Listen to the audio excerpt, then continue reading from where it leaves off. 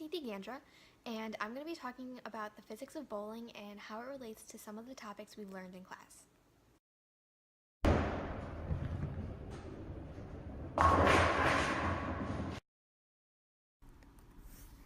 Bowling is a fun indoor game often played with friends and family. So for a quick history, bowling can be traced back to ancient Egyptian times.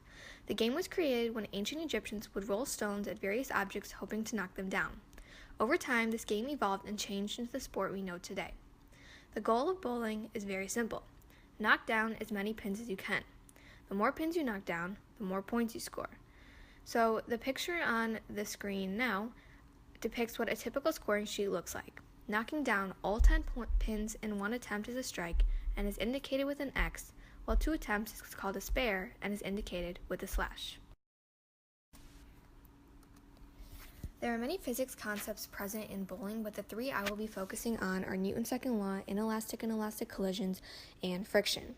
So the first topic, Newton's second law of motion, can be defined as the relationship between an object's mass, its acceleration, and the applied force, which becomes F equals ma, or force is equal to mass times acceleration. So in this video right here, you see a bowling ball rolling down and knocking over the pins at the other end.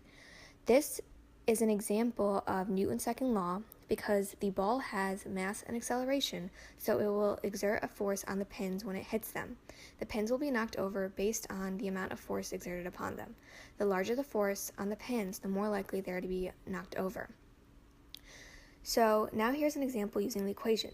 Let's assume the mass of the bowling ball is 14 pounds, or about 6.35 kilograms, and the acceleration is 2 meters per second squared. If you plug these variables into the F equals ma equation, meaning you multiply mass and acceleration together, you get a force of 12. Topic 2 is inelastic and elastic collisions.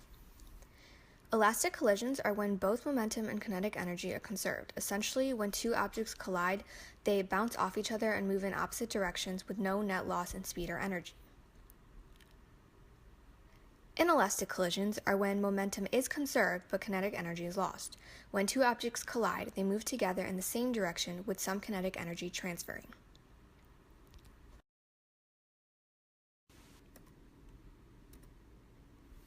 In this diagram, as the pink and green balls collide, they bounce off each other and move in opposite directions.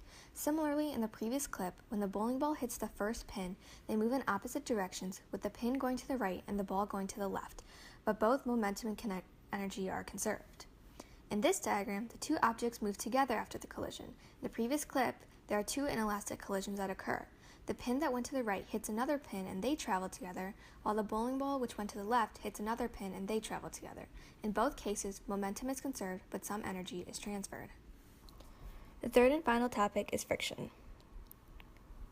Friction is the resistance to motion of one object moving relative to another.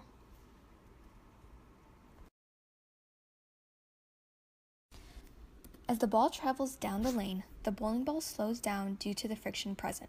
Some lanes can be conditioned with oil. In that case, the more oil that is laid down, the less friction there is between the ball and the lane surface.